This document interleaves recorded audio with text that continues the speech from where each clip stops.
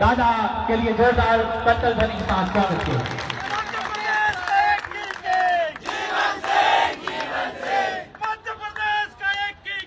जीवन से दादा तुम संघर्ष करो, हम तुम्हारे साथ हैं, दादा तुम संघर्ष करो, हम तुम्हारे साथ हैं। सबसे पहले तो मानव प्रताप के चरणों में वंदन। हमारे बड़े भाई शिवराज दादा को श्रद्धांजलि। उनके सुपुत्र हमारे साथ पूरी रैली में भी थे और अभी बैठक में भी हैं। वो सबसे पुराने साथी रहे हमारे और उनके साथ जो घटना हुई आप सभी वाकिफ हैं। हम उसके लिए भी प्रयासरत हैं कि जो भी दोषी थे उनको सजा हो।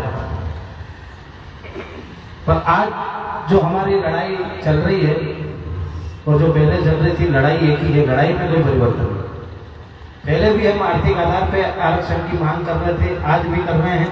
10% आर्थिक आधार पर आरक्षण दिया, पर हमें संपूर्ण आरक्षण की जो व्यवस्था है वो आर्थिक आधार पर चाहिए। क्योंकि आपने भी एक चाय बांट रहा होगा भैया, उसकी उम्र देखी होगी आपने, वो उसकी गरीबी के कारण स्कूल नहीं जाके चाय बेच रहा है।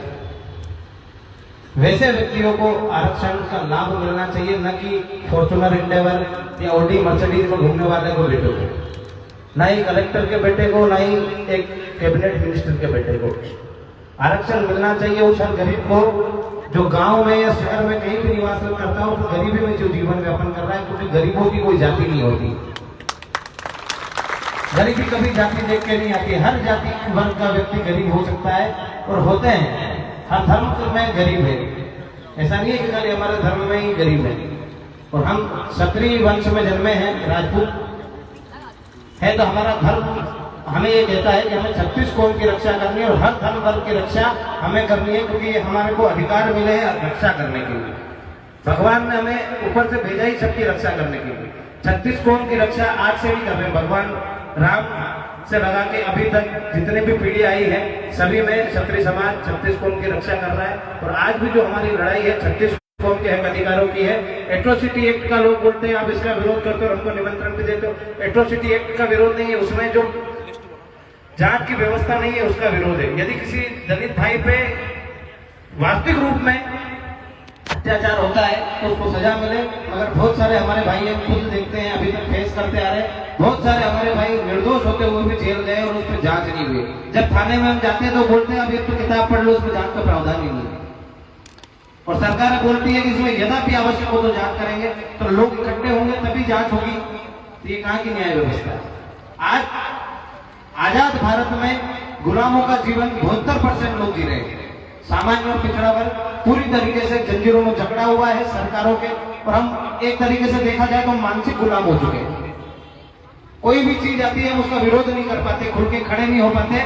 हम हिंदू मुसलमान में बढ़ जाते हैं, हम धर्म की राजनीति में बढ़ जाते हैं, मगर हम धर्म से ऊपर देश के लिए कभी नहीं सोचते कि जो गलत हो रहा है उसका विरोध करना चाहिए और जो अच्छा होता है उसका समर्थन करना चाहिए।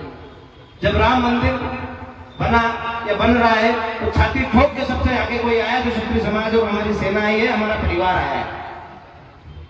क्योंकि हम सबको खुशी हुई कि भगवान राम का जहाँ मंदिर था वो बनना चाहिए था। हम सब उसमें सहयोग भी कर रहे हैं, उनके फैसले का स्वागत भी कर रहे हैं। मगर जब एट्रोसिटी एक्ट आया हम उसका विरोध भी करेंगे इन्हीं सरकारों के खिलाफ। क्योंकि सच कहने की हिम्मत आप और हम में ही है। और हम इनके आगे आके लड़ेंगे नहीं। लोगों की रक्षा के लिए, लोगों को न्याय दिलाने के लिए तो क्षत्रिय समाज से धीरे धीरे सभी का विश्वास उठ जाएगा। आपके हमारे पूर्वजों ने हमेशा न्याय की लड़ाई लड़ी है। तो मैं आपसे भी निवेदन करूंगा, जो 8 जनवरी में आंदोलन है वो अन्याय के खिलाफ न्याय का शंखनाद है और इसमें हमें विजय अवश्य मिलेगी। आप हम सब मिलकर लड़ेंगे तो ये जो लड़ाई है इसको जीत के आएंगे और हम एक परचम लहराएंगे। क्योंकि हमने 10% आरक्षण मात्र 2 साल की 2 रैलियों से ले लिया। तो आप और हम लगातार प्रयासरत है और इतने सारी संख्या में जब लोग वहां उपस्थित होते हैं तो सरकारों की आंखें खुल जाती है कि ये हर एक व्यक्ति जागरूक है, हर एक व्यक्ति अपने अधिकारों के लिए लड़ रहा है। तो आप हमारा सबका एक सोच होनी चाहिए। यदि हम जाए तो ये जो आपके पास पेम्फलेट आया इसको पूरा पढ़ के जाए। कोई भी मीडिया कर्मी कोई भी आपसे पूछे कि आप काहे के लिए आए, तो आपके पास जवाब होना चाहिए कि हमारी लड़ाई क्या है, हम किसके लिए लड़ रहे हैं। अन्याय के खिलाफ आज हम नहीं लड़ेंगे तो हम उन्हीं गुलामों में आएंगे जो पहले गुलाम भारत में हुआ करता। आजाद भारत में गुलामों जैसी जिंदगी नहीं जीना है हमने। अंग्रेज जैसे टैक्स लगाते थे वैसे आज सरकार ने टैक्स लगा रही है। अभी जीएसटी फिर से नया आ गया, दूध दही इन पे भी टैक्स आ गया। पहले भी अंग्रेजों ने ऐसे ही टैक्स लगाया उनकी मनमानी से। पहले भी जनता से नहीं पूछा जाता था, आज भी नहीं पूछा जाता। जो हमारे जनप्रतिनिधि चुन के जाते हैं वो जाते हैं वहां टेबलों पे तब तब तब तब कर देते हैं और पास हो जाता है। क्या हमसे कोई पूछता है कि हमारे हक में है, हमारे विरोध में? एट्रोसिटी एक्ट आया, इस देश में 72% जनता पे एट्रोसिटी एक्ट लगता है। सामान्य और पिछड़ा वर्ग की कुल जनसंख्या 72% है। 28% लोगों के लिए उन्होंने कानून बना दिया, उसमें जांच की व्यवस्था खत्म कर दी। क्या आप हम कोई बोल पाए? क्या आप हमने किसी ने विरोध करा? कि हमारे जनप्रतिनिधि जो जीत के गए थे क्या उन्होंने ताली बजाने से इनकार करा? वहां सदन में उन्होंने इनकार करा कि नहीं साहब ये गलत है। आप उनको वोट देके भेजते हो पर आप उनसे सवाल भी नहीं पूछ सकते, जवाब भी नहीं पूछ सकते, क्योंकि आज वो सांसद है, आज वो विधायक है। विधायक के सामने सांसद के सामने खड़े देके उसका विरोध प्रदर्शन नहीं कर सकते, क्योंकि आप मानसिक रूप से गुलाम हैं। और यदि इस गुलामी की जंजीरों को तोड़ना है तो 8 जनवरी को भोपाल में आके इन सारे जनप्रतिनिधियों को बताओ कि हम आपके साथ तब रहेंगे जब आप हमारे हक अधिकारों की बात करोगे, जब आप हमारे लिए वहां सदन में लड़ोगे। जब हम उनके लिए रोडों पर लड़ते तो क्या वो हमारे लिए सदन में नहीं लड़ सकते? एक एक कार्यकर्ता जिस पार्टी से जुड़ा होता है उसके लिए तन मन धन लगा देता है, आपसी पारिवारिक विवाद ले लेता है, पर उस व्यक्ति के लिए खड़ा होता है। पर जब हमारी बात आती है तो वो व्यक्ति हमारे लिए नहीं, उसकी पार्टी की विचारधारा से और उनके बड़े बड़े नेताओं के आदेश पर काम करता है। यदि वो बोल देते हैं कि ताली ठोकनी है तो ताली ठोकते हैं, वो विरोध नहीं करते। और उसमें आप लोग कमजोर हो इसलिए विरोध नहीं करते। यदि उनको घर तक आना बंद कर दोगे, गांव तक आना बंद कर दोगे, उनसे सवाल पूछोगे कि जब हमारे खिलाफ कानून आते तो आप कहां जाते हो, आप क्यों नहीं बोलते, तो हर एक व्यक्ति बोलेगा सदन में जाके आपके अधिकारों के लिए। तो अपने आप को मजबूत बनाओ और लड़ने के लिए तैयार रहो उनसे। हम ये नहीं बोल रहे कि बंदूक उठाओ, गोली चलाओ। यदि विचारों की लड़ाई है तो विचारों से लड़नी पड़ेगी। 8 जनवरी को जो जन आंदोलन है सभी देश विरोधी ताकतों के खिलाफ है। जितने भी नेता है वो भारत का भला सोचते तो एट्रोसिटी एक्ट में परिवर्तन नहीं करते। आतंकवादियों से बुरा सलूक देश की 72% जनता के साथ किया जा रहा है। किसी व्यक्ति को यह नहीं बोला जाता कि आप निर्दोष हो या दोषी हो। जैसे एट्रोसिटी एक्ट में आपको किसी ने मारा पीटा और आप एफआईआर कराने गए और उधर से SC या ST का व्यक्ति आता है और वो झूठी एफआईआर कराता है, साहब ने इसने नहीं, इसने मेरे को गालियां दी थी, तो उसको तो 323 में छोड़ दिया जाएगा और आपको 323 और एट्रोसिटी एक्ट लगा के अंदर कर दिया जाएगा। मार खाने के बाद भी जेल काटोगे। क्यों जाएगा आदमी एफआईआर कराना?